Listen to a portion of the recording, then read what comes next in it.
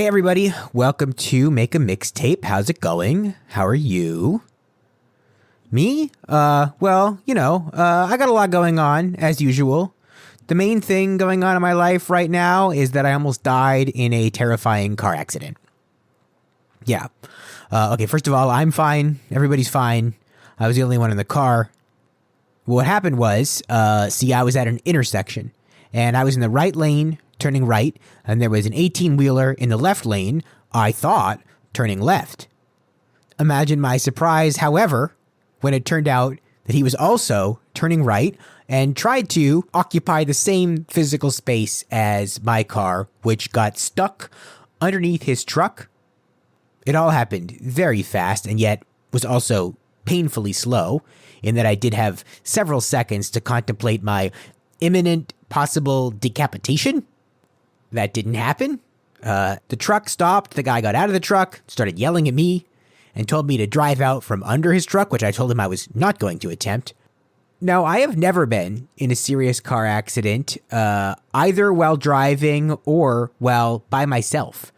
And of course, how fortunate that I was by myself, but I really did not know what I was supposed to do next. I did not know what the process was, like for who do you call and in what order. And now, having gone through this whole process, I still have no idea. Like, I couldn't tell you what the correct order of operations was. I mean, obviously you call 911 first. I actually didn't call 911. I just straight up called the local police department because I was, trying to be humble. But after that, I mean, what are you supposed to do? It's anybody's guess. I wish that it had been like I called my insurance company and Jake from State Farm appeared in a flash. But it doesn't work that way. At least, I don't have State Farm. Maybe it really does work that way for them. But no, what happened with me was I called Allstate and I got an AI voice that I had to argue with for a while. And then, I had to download their shitty app on 3G, whatever I was getting in the parking lot where I was standing next to my wrecked and smoking car, waiting for the fucking app to download and then to get my 6-digit code via text so I could log in. It's a wonderful system we have here.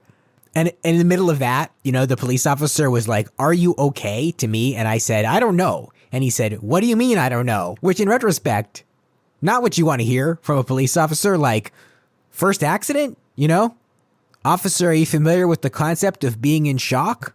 Officer, are you familiar with the concept of having to download the Allstate app while in shock? I guess I can sort of recommend the process that I did follow, which was to call lots of people. I called the police, I called insurance, I called Christy. Christy called back while I was on the phone with insurance. Some confusion was created. It was okay. I texted my boss because I wasn't going to make the meeting I had been driving to. And the reason that I recommend this process of calling lots of people is that so many people were really kind and considerate and nice to me during this whole process, including the police dispatcher, not the officer on the scene, but the police dispatcher, the firefighters, and then the guy whose parking lot I had to hang out in for 3 hours. Thank you, Mark. Shout out to Mark. And the firefighters helped me get my car out from under the truck. They deflated the tires. And then they were under the truck, pulling all the flaps and chunks of metal from the truck that were embedded in my car. They pulled all that stuff away. And they had me get in the car and then slowly drive out into Mark's parking lot. And Mark put air back in my tires, which was considerate of him. But the back of my car looked like Optimus Prime took a bite out of it. It was not, I wasn't going to drive it anywhere. And when I thanked the firefighters as they were leaving, one of the firefighters looked back at the scene and he looked at me and he said, "This was some Final Destination shit," which I swear he said. It actually took me several hours to remember he had said that to me, I think because I was so stunned individually just by that statement. But I remembered it standing in my kitchen later that evening and just started laughing. But first, I was close to work, so I ended up getting a ride from a coworker back to my office with all of the garbage from my car. Got to work, everybody surrounded me. I completely lost my shit, fell apart. Got it together, went home. And a really nice thing was I got home in time to walk to my boys' school and pick them up from school. That was probably the most healing thing I did that day.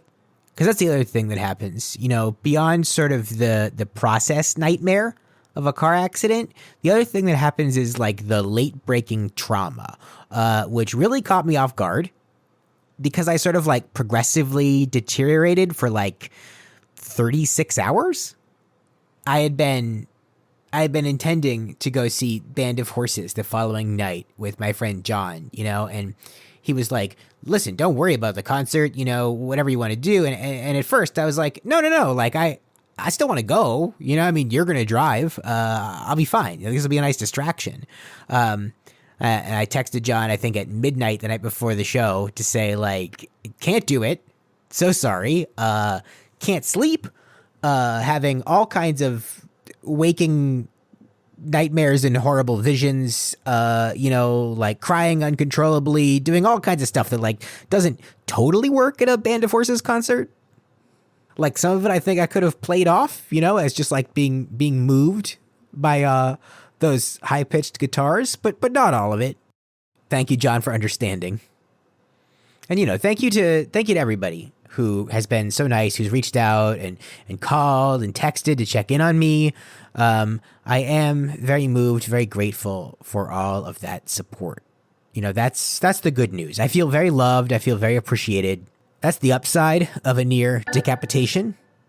I have to say, overall, I would still not recommend the experience. And there's more upside, for you, for all of us, which is that today on the podcast is my friend Molly Mang. This is actually part 1. And the reason that it's part 1 is because I went over to Molly's studio a couple weeks ago to do this interview, but also we wanted to work on this little film project that we're doing, the untitled Zach Little Molly Mang documentary project. So we were sort of time limited, and I knew that Molly and I could talk for a long time. So we covered the first 5 songs on Molly's list, and that took almost an hour, but it was a great conversation, and I thought this can be an episode. This is Molly Mang part 1, and we'll just do part 2 sometime in the future. We have not even recorded it yet.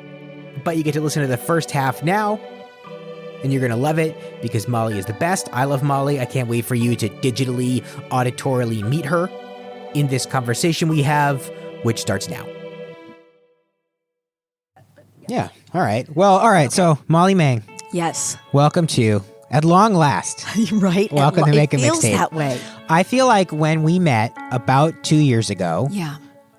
Like I feel like we understood each other immediately. I know. Yeah. I felt like, to me, it felt like you were like this little ball of energy that just was out here. And then we came together and I'm like, oh, thank God. Yeah. Yes, there he is. And so we've been able to do some stuff together, but this has been on the list for a long time. So we're finally doing it. We're finally learning about the songs that impacted you. But before we do that, for everybody listening, let's do Molly 101. Okay. Who are you and what do you do? I love it. So, the description of Molly is one I've always struggled with, but I'm going to go with what people mostly think is I'm an artist. I'm a working artist, which means that I constantly am trying to be out there with shows and selling work and doing that type of thing. But I also, because I love teaching so much, I teach workshops. I teach creative workshops. And those are just 2 of my sort of work things that I do. And then since moving to Portsmouth, I've become really involved in a number of things that I love so much. One of them, as you know, is Creative Mornings.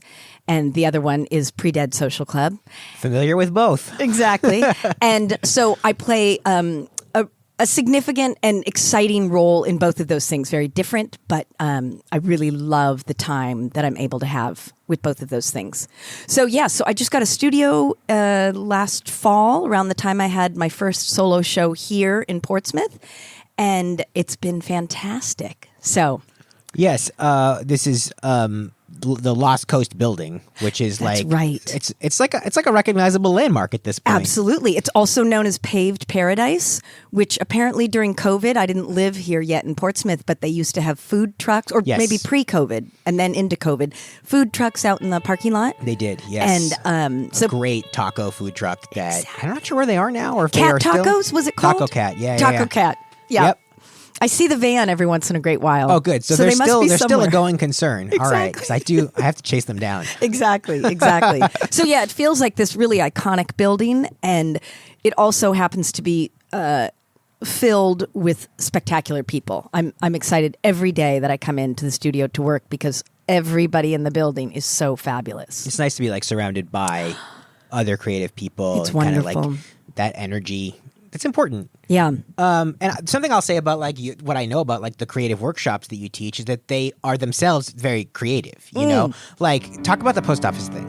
Oh, so the Traveling Postal Club is something that I started with a good friend of mine, Anne Baumgartner, who's also another artist who loved mail as much as I did. So I had a really good relationship with the postmaster in Los Angeles when I lived there in Atwater, and Sigmund. And Sigmund used to let me, because I asked, which is a big theme of mine, just ask.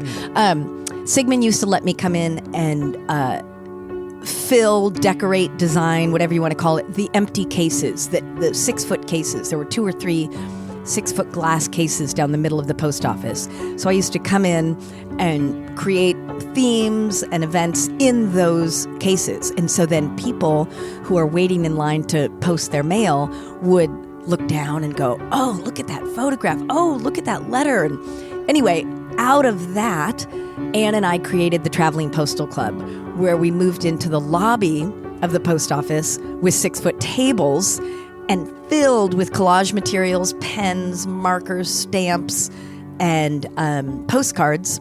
And we taught people how to do mail art. And in some cases, we literally taught people how to write a postcard, where the stamp goes, where the address goes, which side of the postcard you write on, etc. And so we did that in Los Angeles until I moved here, but we did that for about 3 or 4 years in LA. Got a ton of recognition from the post office, from museums. It was so fun.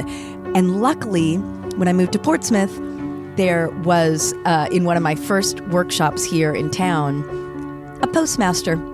Her name is Barbara. And no, she does not go by postmistress. She goes by postmaster. And she's the postmaster of the Newfields Post Office.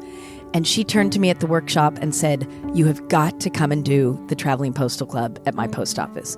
So about once a month, I set up in her lobby, a 5-foot table, collage materials, stamps, the works, and teach people about mail art. And they make postcards. I love that. Because I think the first time I heard about it, I thought about when I was a kid going to the post office, which was already a place that I thought had a lot of like mystery and magic to it. You know, like you'd peer through the post office box and see like the hand back there. You know, maybe you'd I think I always dreamed that I would like catch the mail being put in at the exact moment that I opened the little metal door, and like the key and all this. And I see that in my own children too, like this fascination with these little tactile things and these places people go.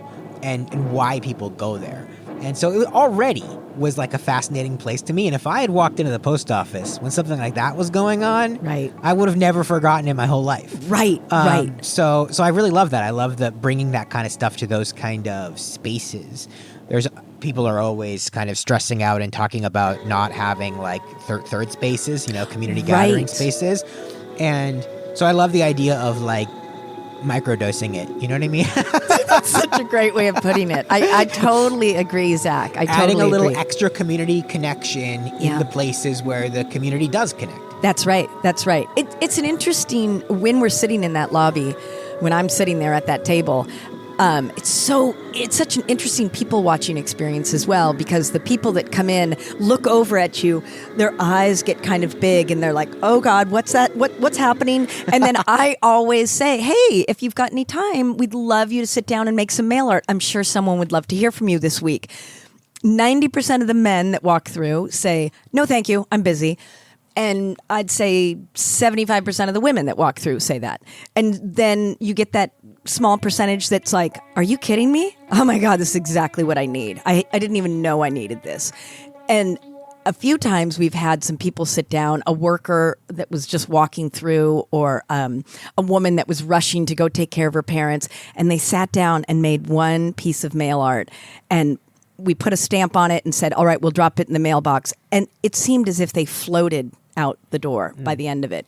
It's such an incredible, it seems so small and so inconsequential. And yet, if I'm really honest about it, and that's hard for me to do because it feels sometimes like, this is what I'm doing and this is what I brought to you.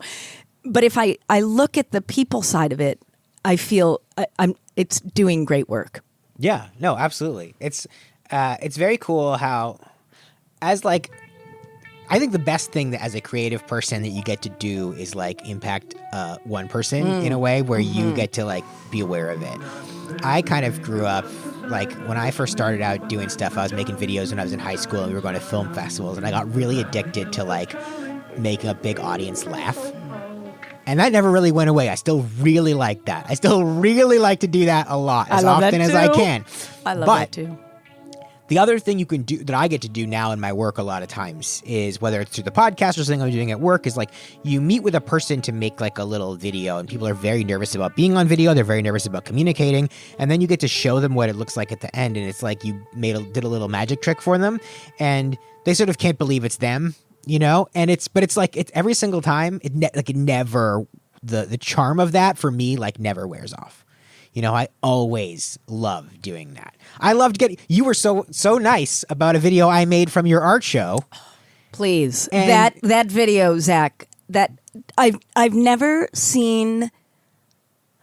So, you know, blog posts, et cetera, and people have done things when they've come into my space, and it's neat to see other people's views. Back in the days of blogs, you know, when people would come in and take pictures, but I've never seen anything like that. It felt so moving to be seen that way, to have you, the way you edited the video that you took of all those friends of mine and family, the fact that both my parents-in-laws are in there, and it was incredibly moving, Zach. I can't thank you enough. I didn't even know them, so I didn't even know they were. I didn't even know who I was filming. That's I was right. like, this guy's interesting looking. Yeah. Exactly. But that kind of stuff, you know, that keeps you going. You know, that's what powers the engine, really. Right. So yeah, all right. So obviously this is technically a music podcast, and we are going to talk about some songs. And so we're going to talk about a song first that reminds you of your childhood. Oh my gosh. This is a song called Telephone Man by Mary Wilson, is this maybe the story of how your parents met? Oh my God, no. If you had all 4 other of my siblings, all 5 of us lined up together, we'll just be in the kitchen sometimes, and one of us will start going, I went to my apartment on a Tuesday at 1 singing, hey, lolly, lolly, shaky bum. And another one of my siblings will pick it up and be like, yeah, right. Started in an apartment on a Tuesday at 2 singing, hey, lolly, lolly, shaky do. It was a 45 that my dad brought into the family. My dad loved music and played it as much as he could. And we had a record player, and he'd put that 45 on. And do you remember Dr. Demento? Yeah. It was of that ilk. I don't know Right. that song ever made it onto Dr. Demento, but it was of that ilk where it was funny. It was sexual innuendo, but none of us kids knew it. We just thought it was about a woman getting a telephone put into her apartment. And so, I mean, it is technically. yes, and technically some other it is. stuff. Technically it is. Yeah. But it is one of the greatest songs of my family. We should play it at all our funerals because it's really it was a defining moment in our family. So I love the record player at home thing. I'm always fascinated by, you know, if there was music in the house, where it kind of came from. Mm-hmm. I feel like the current version of this, which is like at my house, the iPad connected to the Bluetooth speaker, is just like not as cool. I know. You know, when I was a kid, we had a radio that was mounted under the cabinet that played cassettes as well. I love that. And it also had a can opener on the bottom. That is so classic. So it was like, it had a lot of uses. That's right. And it was the kind of cassette player where you stuck the cassette in and it didn't even really go in all the way. Like it was partially still poking out. Right. And just from a mechanical point of view, like as a kid, I thought that was really fascinating. I was always interested in the mechanics of how like tapes and CDs and records worked. I still don't really understand any of it, but I Right. still find it fascinating. And so, yeah, that I think about that a lot. I love like people's old family record players, like some of those big like cabinet shaped ones. That's right. That's right. We had the full thing. And then because my dad was so into music, he went with each new thing. So then when the tape players came along, he made sure we had a tape player. And then when the CD players, he got the best of the best back in the day, the 5 CD rotating CD player. Oh, yeah. And then, whatever the next thing was. And then when music came online, my husband, who's really good at tech, helped my dad figure out how to load all the songs he'd ever wanted onto his computer and listen to it that way. But ultimately, I'd say the record player and then the tape player in his car were both things that he used a lot. I just found that little record player at the thrift store the other day, one of my favorite thrift stores, $10. Nice. And so now I only own one album in the studio, but that's it, that Quiet Hours album, and I just play that whenever I possibly can. I love it. Yeah, I need to get one again. Yes. I actually bought one of those I got one of those record players a couple of years ago, but it was like misaligned or something. It wasn't playing right, so I took it back and I ended up buying a Blu-ray player instead, which is like I really betrayed the spirit of vinyl. But I like the idea. I have a bunch of records, and so I really do. I like the sound of it. I think it would fascinate my children. Yeah. I probably couldn't stop them from touching it constantly, so it would have to be the first few records might have to be sort of sacrificial, Right. That's okay. Maybe you do it that way. That's okay. Or you say, like, if you touch it, flames will start or something. You make it real dramatic. There's one reason that vinyl records and cassette tapes have kind of come back. Yeah. Is because of that tactile, Absolutely. like expression. Because cassettes don't sound very good, but there's something kind of nice about it. Though. Yes. There's something nice about the way it sounds bad. Yes. So it depends on the kind of person you are. My stepfather, like your father, has always picked up the technology, and so he has a lot of stereo equipment at his house, and he actually got that. Neil Young was really against the sound compression of like iPods, so Neil Young created the Pono player, which is supposed to be like a hi-fi MP3 player. I don't know if they even still make them, but my stepfather has one because he was all in with Neil on that. I've never even heard of that. Yeah, he was not a fan of like, because I think this was around when MP3s, because of like Napster and everything first. Now there's like lossless M4V files or whatever, M4A files, whatever they are. But MP3s are like very compressed. So there is. Yeah, you are speaking a foreign language to me right now. I literally. Speaking of speaking foreign languages or speaking in tongues, as they say, we've got a new movie to induct into the Make a Mixtape movie canon, which recently appeared on Hulu Plus/Disney. For those looking for something to stream who are total sickos, and that movie is The Testament of Anne Lee. Holy shit. Pun not intended. The Testament of Anne Lee is a film that is directed by Mona Fastfold, written by her and by Brady Corbet. They're a husband and wife duo. They also created The Brutalist. Same composer as well, Daniel Blumberg. And this movie is way better. I love The Brutalist. I give it 5 stars. Compared to The Testament of Anne Lee, it's garbage. It's a movie that is about, naturally, Anne Lee, who is the founder of the Shaker movement, who was born in Manchester, England, and eventually went over to the New World in America. And it's a movie about religious fervor, religious ecstasy, and it's also a musical. A musical with these wild, ecstatic dance sequences. Dance sequences that are sort of wild and tribal in their, chest thumping, but also angular and ornate in a kind of David Byrne type way. And these sequences are set to essentially newly modified religious hymns. And I gotta tell you, that particular combination is overwhelmingly potent. You just gotta see it. The movie starts and maybe it feels kind of slow, like you're watching children working in a cotton mill and you're like, what's happening here? It takes a little while for it to ramp up.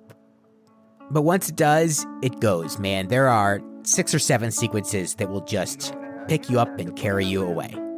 Amanda Seyfried plays Anne Lee, and she's amazing. A lot of the other performances, not really sure what's going on, but it kind of works. You know, this is the kind of movie where even the stuff that's off sort of helps. But Amanda Seyfried, wow. She's got a beautiful singing voice. And there's a song that's called Hunger and Thirst that Anne performs while in prison. And I'm getting full body chills now just thinking about this sequence in the movie that I watched like 2 weeks ago. This is electric, dizzying filmmaking. Like, if you love movies because they're movies, you know what I mean? Like, there was a Twitter thread recently where someone talked about starting to cry at the movie theater, like when the Regal roller coaster comes on, just because they love being into movies so much. And a bunch of us crazy people were like, absolutely. I completely understand what you're talking about. I also cry because I love the movies so much. And if you are that kind of person, oh my God, are you going to love The Testament of Anne Lee? Oh my God, no pun intended. Again, you're going to love this beautiful, rapturous movie, which is the newest entry in the Make a Mixtape movie canon. Shout out to friend of the podcast and one of my ride or die letterboxed pals, Matthias, for pointing out what a shoe-in this movie is for the canon. Yeah, it definitely is. Here it is. 11th movie. I have them. I have a bunch of old cassettes that I actually use a lot as like background texture in this podcast. Because I digitize them, but the process is not friendly to the way it sounds. Like, there's a lot of hiss, there's a lot of noise, but I like that. I love that. So yeah, so we'll make sure to put a lot of good cassette noise in here. Let's talk about Cat Stevens. Oh. So for our second song, a song you consider an all-time favorite, you actually had two, but we'll start with this one, Miles from Nowhere. Yeah. Yusuf Islam himself, Cat That's Stevens. right. That's right. Yeah, talk to me about that. So I have these 4 older siblings, and they, I would say, influenced my musical interest greatly. In fact, until I got to high school, college, my music was my siblings' music. Cat Stevens was somebody that my brother John was absolutely addicted to, and they had a big cassette player in their room. My brother shared a room across the room from me, and Cat Stevens was playing in there all the time. And so that's what that and the Grateful Dead. And so that's what I grew up with, and that's what I glommed onto. And Cat Stevens basically became like a soundtrack to my life. And that Miles from Nowhere is just, I could listen to it now and just tear up. It's so moving. You can just hear how much he means it. And I think that's true of Yusuf Islam, is that he means what he says so much, except for the things that he's since apologized for. But, I think in his music, he is really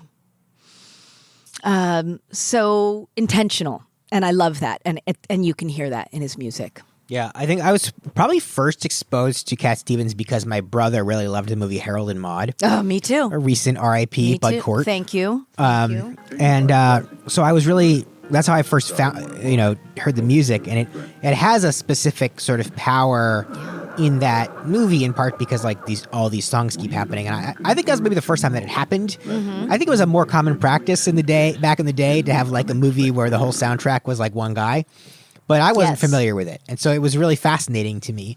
And I feel like every single time I hear I feel like I hear Cat Stevens songs in various visual media more than anywhere else. Like, I don't necessarily put it on myself, but then I like watch a movie and then The Wind or whatever's in it. Right. And it always like really hits.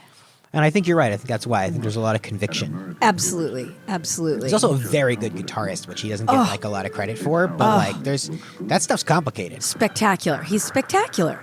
Yeah, he really is. I could put on him and listen to him anytime. I mean, it's funny. I am still very caught in that era of music, which I know a lot of people are like, oh, why are you putting that on? That's so depressing, or that's so, but give me John Denver, Roger Whittaker, Cat Stevens, Grateful Dead, and I feel in a happy zone. Yeah. It's very comfortable. It's funny because when you and I have been sharing music back and forth, we've been in a very different zone. of like much more, I don't know, avant-garde or digital or rap and things like that. I didn't really even realize that we also could tap into this singer-songwriter vein. I got to send you some. There's a guy named Christian Lee Hudson that my brother and I are like obsessed with. Okay. Very much like a sort of modern Cat Stevens. I'm ready. And but kind of funny too. But also there's some songs that are just like extremely devastating. So like you got to be very careful. You got to be careful with this song. You know, we talk about that all the time. Where like there's certain songs where we're like, you can't just put that one on. Right, Like, right. You have to be ready. Right, right. So yeah, so we really like him a lot. That's I'll send you some songs. Isn't that just amazing about music? How it just I think it actually taps in. I'm sure you probably already know this, or there's lots of scientific proof about it. How it I don't know what all those things are called, right? That happen in music, those beats and those sounds, but they must tap into a part of your nervous system and do something because. Yeah, I it's interesting. I can listen to music in the background and not really recognize or realize it's happening, whereas my husband can't. He can't have music just bloody in the background because he said I'm too aware. I'm so hyper aware, and for me, it's like a warm blanket, and so it's just interesting, and where it can take you to, and the places. Next thing you know, you're sobbing. Yeah. I can kind of do both. Yeah. I can let it be a background thing, but I can and I sometimes will just like really tap in for a minute. Mm-hmm. And sometimes when you start to do that, you start to feel guilty that you're not like just sitting there and appreciating the music. I know. But then, but I remind myself like I can do that later. Like Right.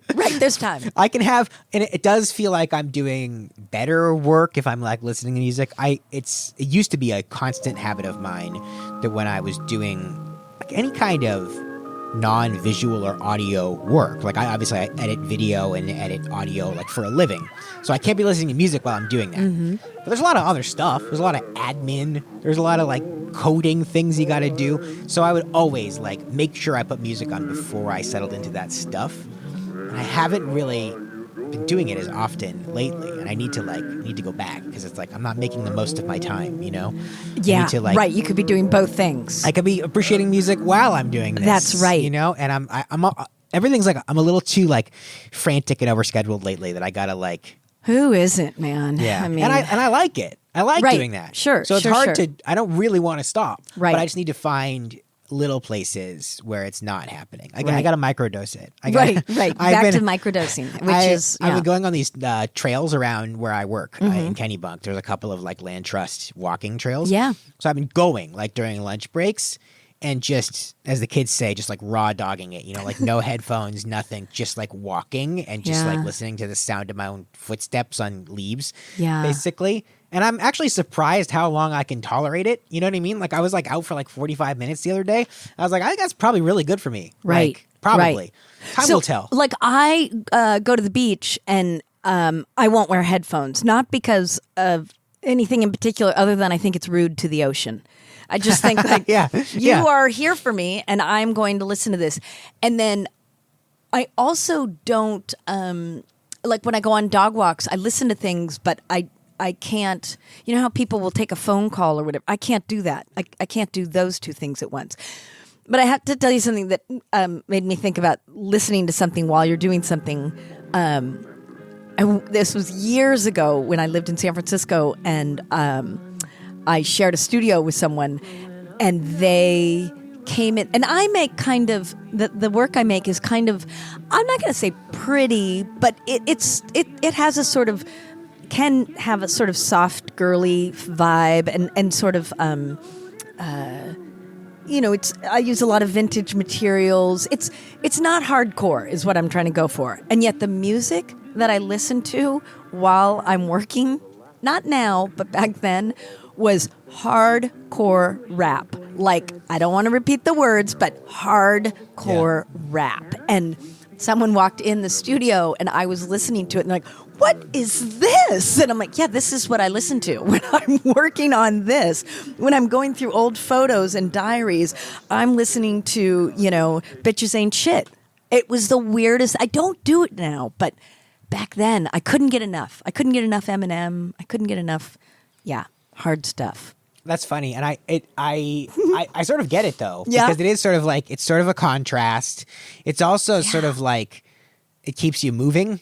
That's what it is. The kind of work that we haven't really said this, but like the kind of collage work that you do, and the things that you combining these different elements and historical documents and little private notes and more public notes and all that stuff. It's kind of like delicate in a way, and so but that's a good word. But it's also kind of punk rock, so it makes sense that those things, there is like a cool tension there. Yeah. I mean, I think that's true about, obviously we talked a lot about like what punk is when I was doing my Creative Mornings talk, but like that, the colorfulness and the softness and the confrontation, it's like soft and confrontational and all that, that's all built in. Yeah. So I That's- get all that when I look at all the stuff that you do. Oh, you do? Oh, that's so Yeah. cool. That's so cool. Yeah. I can feel the rap music Yes. that animates some of these works. Right. Yeah. Or like Girl Talk. Do you know the band Girl Oh, yeah, Talk? Who I absolutely. just, I can put that on and then hit repeat. Like I can just have that album go over and over and I get lost for 6 hours working. I love that. That is my so sometimes in the podcast there's little mashups that I have made. Yeah. Because that is my like relaxation activity. Yes. So when I am, which is very funny that like when I'm tired of doing my job that involves computer screens and I'm at a sort of resting place with my creative expression that involves computer screens, I do this other thing that involves computer screens to unwind. Very hard, right. But it's you're just looking at like two pieces of music and you're trying to like fit them together, And That's so it's a so little bit like cool. it's like my version of doing Sudoku or something. Yes, yes, It's just like a yes. little mental exercise for me, or a little Yes. jigsaw puzzle, and there's something very satisfying about getting it right. That's so cool. About the way that you can sort of see it, like when you look at the waveforms of music, like the squiggly lines, right? You can kind of see how these things line up. And there's something that's like visually satisfying about that. And then you hear it and you're like, yeah, it sounded like I thought it did. Like That's so cool. you can kind of see the beat or sort of see the swing of the rhythm and the lyrics and everything. And some of my proudest times are when I can get the words of this a cappella like version of a rap to line up with the music, like almost syllable for syllable, sound for sound.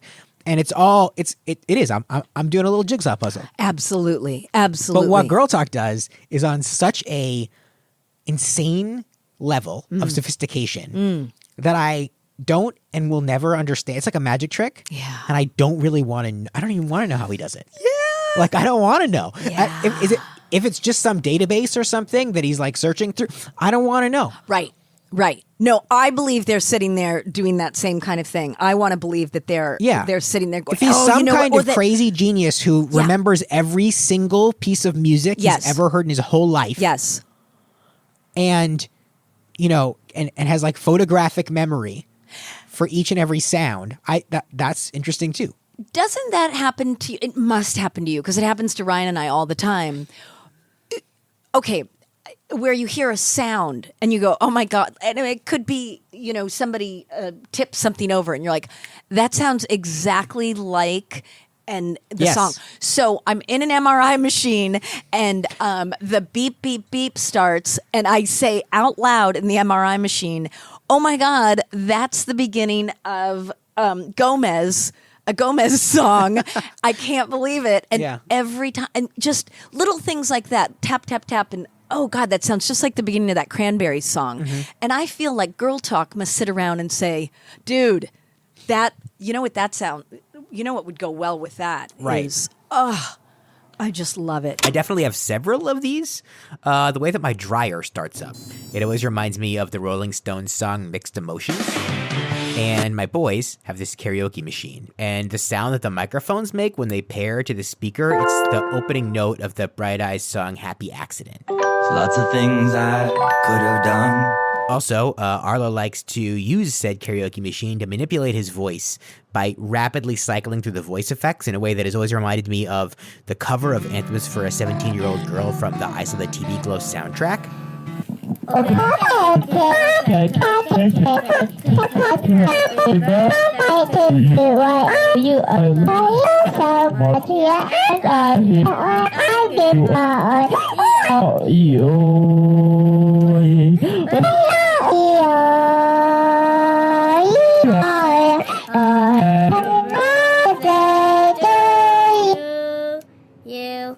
Another thing I do to kind of relax is I do some music with my brother. And one thing that I really like to do, because he will write these songs and he'll send me like his voice in the guitar or his voice in the organ or whatever, and I will listen to it and I'll just try to start to hear other little sounds fitting in. Oh, that's And then I will cool. try to go and recreate that. And that's like one of the most fun things for me is just listening to that and kind of trying to hear what else is in there somewhere. That you could add. Well, yeah. Yeah, like something that's in there or some not missing, but what would. Honestly, to me, it often feels like it is already there. Yeah. Like it's somewhere in the subtext Yeah. of what he's writing or singing or playing. And then I just try to mess around with it and try to build the back of the song around it. Yeah. Which we often say is like one of the worst ways to record in the world, where it's to start with a guitar and Perfect. singing and then try to record drums afterwards. But, for the most part, that's still kind of what we do. Sometimes, because we play music out in the world sometimes together, sometimes we're more familiar with newer songs. And so I will send him like a temporary beat. Mm-hmm. And I'll say okay, record it to this so that at least we got something to start with. And then I'll slowly replace every piece of the skeleton that we originally built. Oh, I love that. I think that's probably why you and I get along so well, is because you recognize there's subtext in all of it. Yeah, I think that's probably true. I think that there's something about, the first time I ever saw a lot of your work was when you spoke at Creative Mornings, and I understood it immediately. I was like, this is totally my thing, and then when I was preparing it, you were like, you love mail. You were sending me mail. And everything you sent was so cool. I still have it all at my desk at work. I love that. And I just, and then we did when you came and spoke at Leadership Seacoast, we had I was doing this little collage activity. Right. Which was kind of inspired by what you were doing, but also something I've been doing for years. Yeah. So it seemed like it worked out really well. And you had so much fun with that too. I had a great time love that. doing it. I've literally got stuff in the trunk of my car for this year's. I'm going to start cutting stuff to bring. Okay. I can't wait. Awesome. Yeah. Yeah. And we'll really build it up. I'll talk about it, and yeah. Awesome. All right, let's talk about Puddle of Me. Saya Gray. Saya Gray. So this is a song that, what's the third question? That you're listening to a lot right now. Yeah. I literally haven't done a regular podcast interview with the regular questions in 6 months. Oh. So I'm forgetting what they even are. No. But a song you're listening to a lot right now. Talk to me about it. So, and it's funny because I think I filled this questionnaire out. Months ago. Yeah. And so then I was listening to that Puddle of Me song every single day, 6 times a day. Often what happens with new music, because I don't listen to the radio and I'm not really looking for new music because I'm happy in my old music, my husband makes playlists and has been doing this since 2019 or probably even earlier, but definitely he got more and more into it during COVID. He makes a playlist every month. So he makes it the month before and then puts it out on his Spotify the next month. And so he'll say, or he won't even tell me that it's playing. He'll just be playing music and I'll go, wait a minute, what was that song? And that's what happened with Saya Gray, Puddle of Me. Aha. And I just went, dude, whatever that song is, I don't know, but just send it to me. I need that. And he's like, okay, but what about the whole playlist? I'm like, the playlist is great, honey. Send me that song. And so he did. And that's happened with a number of songs that I listen to over and over. And so now I have a playlist called Lately, which I've now been dropping songs into for the last year. So I need to start a new one. I like having a sort of a yearbook of songs. And Me too. Yeah, this came from 2025. This whole 69 songs came from that. These 25 songs came from the next year. So Puddle of Me, she sings about how I don't technically know what she feels it's about, but she talks about how she's talking to someone and saying, you turned me into a puddle, right? Which is a concept I really relate to. And then you come along and you stitch me back together, which is exactly what you need to do. So you like to tear me down and then pick me up. And I was going through a number of things a few years ago, and so the words just hit, and then she does this sound in there. She goes, yip, yip. And I'm just like, what is that? And it's that yip, yip that gets me every time. I can't stop. Like, this song comes in, and it's moving, and then she goes, yip, yip. And I just, So, yeah, like I said, I if it was a tape, I'd hit stop, rewind every time, pause, rewind every time. Remember when tapes came in and you could do that? Oh, and you could rewind it just to the song? So that was on constant, but it is part of kind of a playlist, which is a loose term, of songs that I listen to over and over and over and over.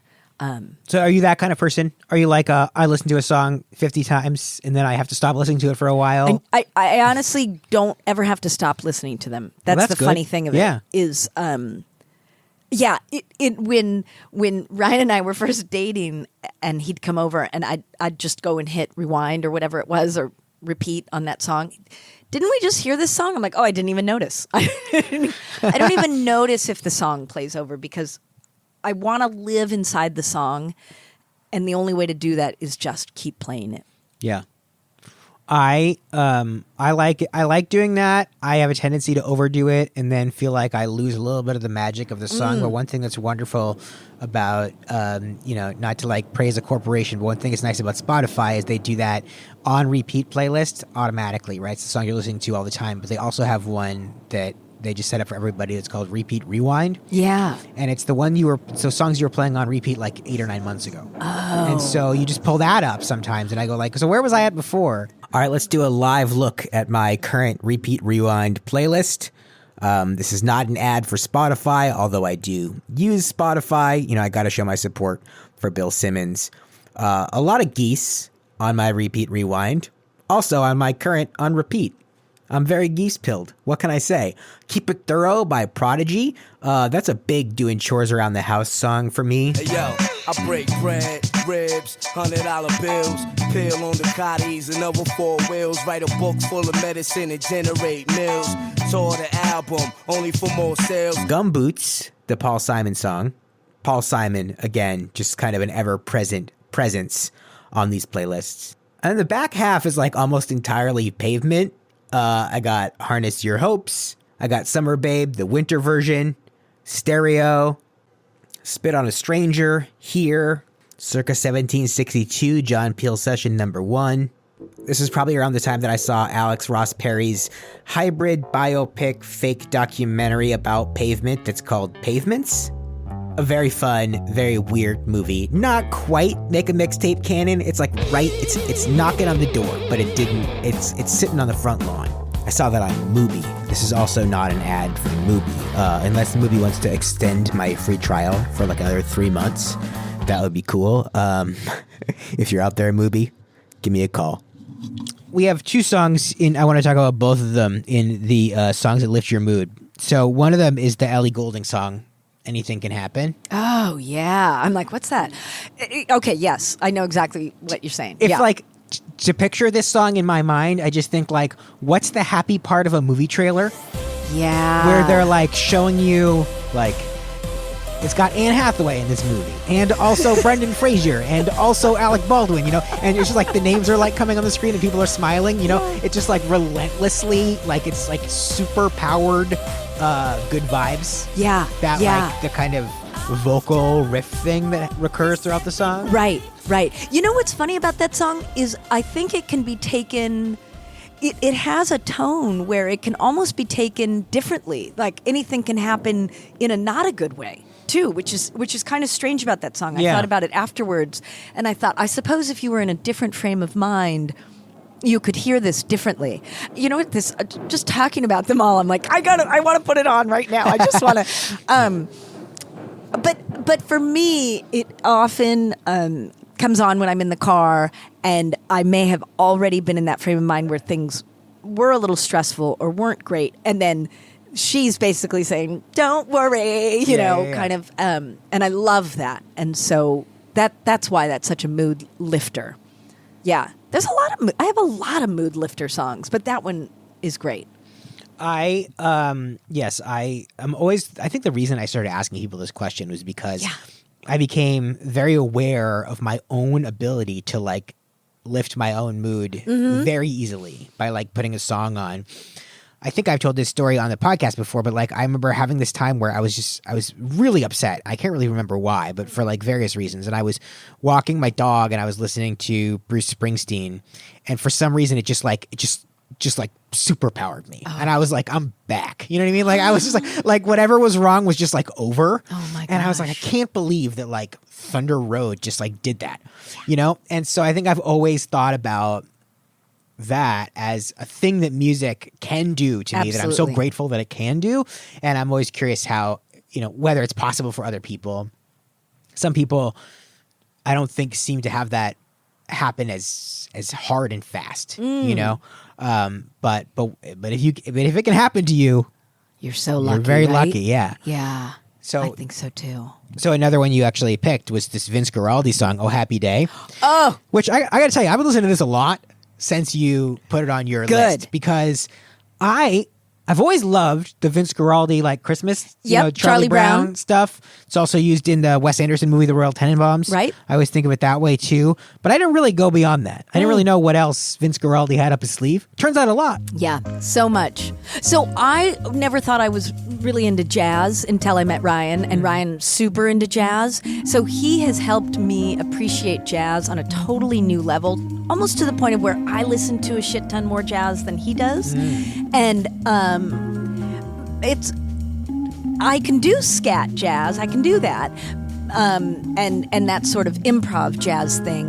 But there's a classic sort of big band jazz that really does me in. I feel like when I listen to that, I was definitely born in the wrong era. I should have been there in a fabulous dress with a glass of champagne at that big band concert. And that "Oh Happy Day," how does he do that? Not a word is said, but oh my God. And bum, bum, bum, bum. I mean, come on. Yeah. Yeah, it's good stuff, man. It's funny because it's like a recognizable tune, obviously. Like It people is. know "Oh Happy Day," but there's like a kind of added power to it in this particular version where Yeah. you're like, I don't know, something about this is just really working. Maybe it's because I think of that song as almost being like in churches being performed, interesting. right? Sure. And so taking it out of the church is like, I don't know, maybe more appealing to me in a certain way. Right. But like still having the power that has for some people, but like taking it and putting it in a more like secular I think it's that space. organ thing, don't you? Yeah. It's that organ sound that gives you that idea of church. Like, Yeah. I don't know if you've listened to Aretha Franklin's "Amazing Grace" that was Yeah. recorded in L.A. It's got that same similar vibe. And the thing, I listen to that album a lot. Also, I have it on vinyl as well as on that I can listen to my headphones. And they scoot things. The guy that's playing the organ in there before her friend that's the pastor, he scoots things in there. Oh my God, was that just that? Oh, Yeah. wait, he just. I think if I had grown up in that kind of church, I probably would have stayed religious. Absolutely. I watched the document. There's a great documentary from like the 80s, I think. It's called "Say Amen Somebody." Oh. And it is about like, you know, these gospel singers in churches. And it's kind of exploring like what it was about these 4 or 5 women that they did not go on to more success. Like in some cases, it seems like they didn't want to, and it was just more an authentic expression of their faith. Other times it does sort of seem like the movie is sort of suggesting that it was like their husbands that kind of held them back. Interesting. And it does it all in a very, you know, there's no like narrator, you know, you're just kind of inferring this from what you're seeing and what you're hearing. But the music and the performances in it are just like absolutely incredible. Oh my God, I have to see that now. Because gospel music, years ago, again, back when I lived in San Francisco, I had a little analog radio sitting on the desk, and it only got one channel, and it was a gospel channel. And so masses happened, you know, church happened, but then also the gospel music. And I would crank that thing up, and I wrote this whole blog post about how it feels, without having to go to church, it feels like gospel saved me. Like that can just, it's so comforting. Yeah. I know, I do, and I also there's another documentary that's about Summer of Soul. It's about Oh, sure. I love Summer of Soul. Yeah, so that's the Sister Mahalia Jackson performs in that documentary, and that was that's what got me interested in it, and then I ended up seeking out this other documentary. Yeah. But and have you seen Amazing Grace, the Yeah. Aretha Franklin one? Yeah. That's incredible. You know, that footage was lost, they thought, for It's amazing years. how often that seems to happen. Yeah. It's upsetting too, the way that people didn't value. It particularly has to do with a lot of like black performers. Absolutely. But also talk about, to go back to our pal Ellie Goulding, like talk about anything could happen, right? I love the idea that we keep finding like footage of the Beatles. You know what I mean? I'm like, what? It's like, are you kidding? There was music from the Beat, and like Bruce Springsteen just released a bunch of like, oh, here's like 3 albums I recorded and never released, and you're like, what? You know, like in our current like content frenzy era of the media and everything. You know, I mean, quite literally, because of the way that like Spotify algorithms and the way that Billboard stats are calculated, it does incentivize artists to make really long albums. You know, their albums are getting longer and they are more bloated and everything. The idea that Bruce Springsteen would just like not put out 3 albums, just like, nah, these aren't good enough. Let's keep going. Amazing. I love that. And cool that it's coming out. It's cool that we get to experience it eventually. Like, I kind of wouldn't have had it any other way. I kind of hope that a lot of the artists that are working contemporarily now, like I hope that they have a bunch of stuff on the shelf, and I hope that someone gets it off that shelf. Yeah. That's all. That's kind of, I don't know. It's I've been doing some like archival work for this woman that I met, and it's also it's cool to be that. It's cool to be the archivist. Yes. Yes. It is. Anyway. Yeah. The curator. Yeah. Of someone else's life. It really is. To find this stuff that nobody found, you know? And I kind of hope that when I die someone does that, but I also kind of am like, I don't know, I bet a lot of it's really bad. Like I hope whoever goes through all my files is like, this can stay in the drafts. Right. I just saw a post yesterday on Instagram. I think it was Matisse. Moreau, I can't remember exactly, where he had sketchbooks and things of shapes and designs and ideas, and he specifically requested that they were demolished upon his death. They didn't, and now that shit's in a museum. Yeah. And I'm like, ooh, this is a really contradictory feeling for me, because I can imagine if you're like, no, get rid of this, and they're like, yeah, but... That's that's tough. That's a hard thing to kind of parse, you know, ethically or whatever. Right. Maybe at the very least, as long as the context of the fact that he wanted it to be destroyed is like publicly known, at least that helps. That's right. And there's nothing terrible about it. It's all fabulous to see, but I don't know. Anyway. Well, let's talk about a song that makes you sad or sustains a sad feeling. We mentioned it before, John Denver. Yeah. Leaving on a Jet Plane. This is like this song should be in a museum. Like, this is such a beautiful song and recording, and his voice. Right. Oh my God. Right. So I saw him in concert 3 times when I was in high school. I was kind of a melancholy, I think people would say. I was a bit of even though I was open and happy and an extrovert, I think internally I was an incredibly melancholy kid. And so this sort of seemingly sad music sort of spoke to me, whether it was the slow Cat Stevens songs or the slow John Denver, or the, slow Roger Whittaker. And so, yeah, they can really, I could cry at the drop of a hat when I listen to that song. It's just, and yet at the same time also have happy tears around it. It's such a beautiful 2-tone song for me. Yeah. But yeah, it's another big one that reminds me of childhood. And I think this is this sort of 2-tone thing you're talking about is a very common trait among the songs that people select as the sad song, right? The song that it makes you sad, but also there's this happiness that you feel. And whether that's maybe just because you're feeling something real, you know? Right. Like sometimes it feels good to feel Right. like an authentic, sad feeling Bittersweet, for 3.5 man. minutes. Yeah. And just kind of let yourself feel that way. You know, like not wallow, but like let Right. yourself sort of like appreciate the sadness. Or sometimes it's something a little more complicated. I think this is kind of both. Right. Yeah, it's bittersweet, which I think is such a perfect word for what that feeling is, right? Yeah. It's just that's what it is. I mean, there's probably a lot of songs that make me sad, but not make me sad because I don't feel like they necessarily get deep into my inner soul and are like, you are sad. But they bring up that sort of feeling of, you know, it gets me there. All right, that is our show. That's Molly Part 1. There will be a Part 2, I promise. I am going to head back over there soon to continue work on this documentary, which is going to follow Molly on the way up to this new show that she's got. It's called There in the Light. The show that she's doing is called There in the Light, not the documentary. Although maybe that's what it'll be called too. I haven't decided. But a funny thing happened the other day when I was thinking about this episode of the podcast. I was driving. Right? No, it's okay. I was driving in my new car because I have one now. My old car, yes, was totaled.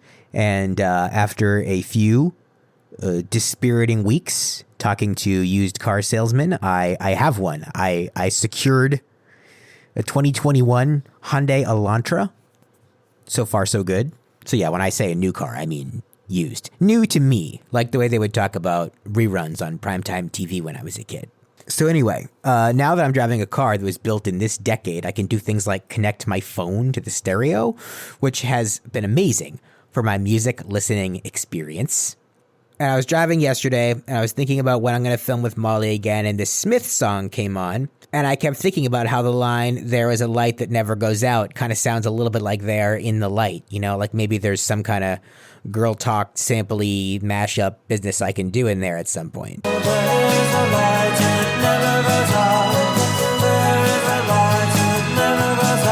And of course, you know, I forgot about the other really famous line from that song, which of course is...